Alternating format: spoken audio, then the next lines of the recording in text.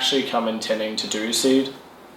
I graduated at the end of 2014 and then worked my ass off for 6 months, like every day in a kitchen for like 18 hours a day. It was brutal. So that I could then come up here and work this summer and in the fall. So throughout the summer I saw a video that had been done for the previous year of seed. And so a combination of, well, it was mostly the out trips and everything that kind of got me on board for that. And so then through the second month of the summer where I'd been working as a videographer, I decided to try and work out whether I had enough money to afford to do seed, whether I could do the time and everything. So I got all that together, got all the cash together, figured it out, and then started doing seed. And so I did that instead of doing the fall, and then tried to organise the visa stuff, which all fell through. That was awful. Managed to stay here till the end, which was nice. And yeah, but I mean, the biggest draw to seed was definitely the out trips. It was the climbing one in particular. I'd never really been super into climbing until I got here, and then throughout the summer I was climbing like every day, just because the gym was here and there's like the option to do it. It's pretty easy. So I came to, like, the biggest draw would be the climbing out trip, which was right at the end of seed. My favourite place on site would probably be the Raven's Nest here. This is just kind of where we hang out at the end of the day, do meals, do whatever.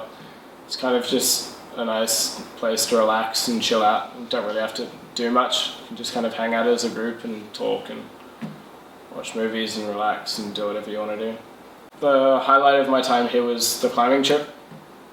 Went out and did Squeah for 4 days. That was awesome.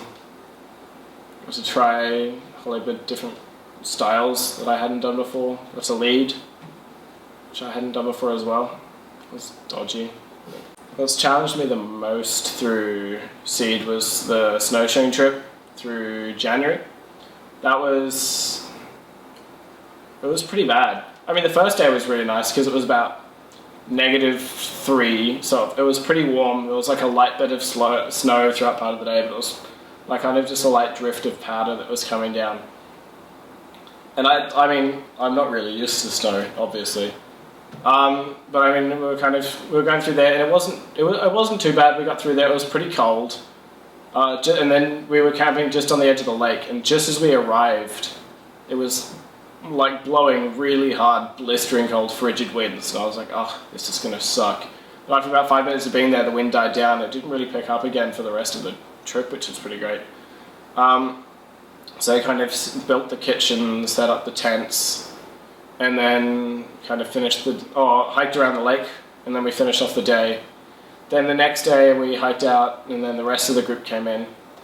And it was about 11 o'clock that things turned south, because the temperature throughout the morning rose to about -1, -2 degrees, and then it started raining, and it didn't stop till about 4 days later. So we were there for the next day and a half, 2 days really, just in freezing, technically not freezing, but like raining the entire time, so you're soaking wet, you couldn't dry out, and it was just above freezing, so it was infinitely colder than when it had been 4 degrees colder.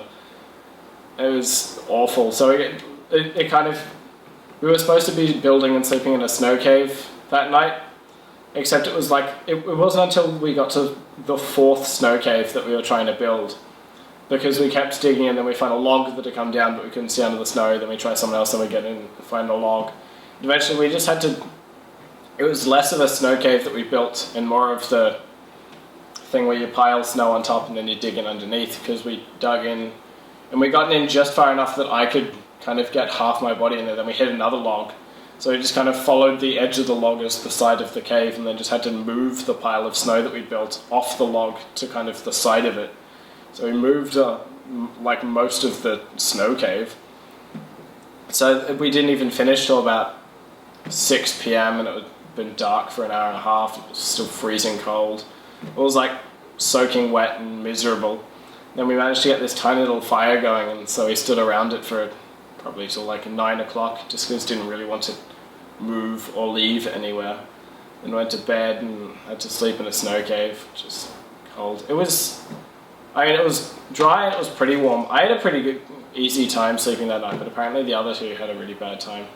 Just even getting to sleep and then sleeping, but I crashed.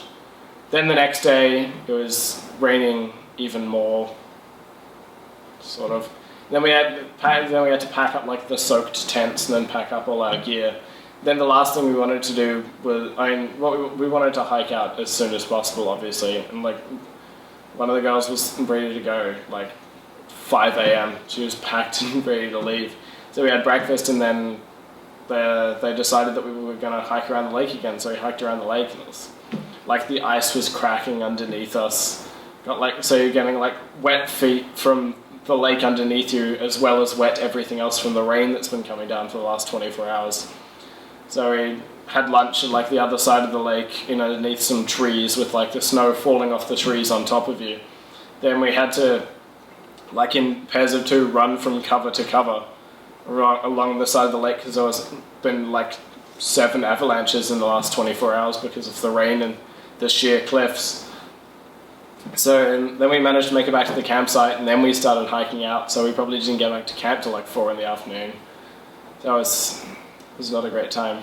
I mean, coming out of it, it was an experience, but it wasn't really a fun time.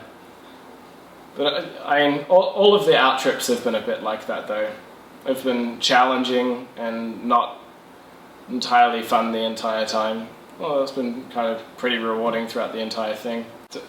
Seed's a pretty hard program to nail down in even a definition.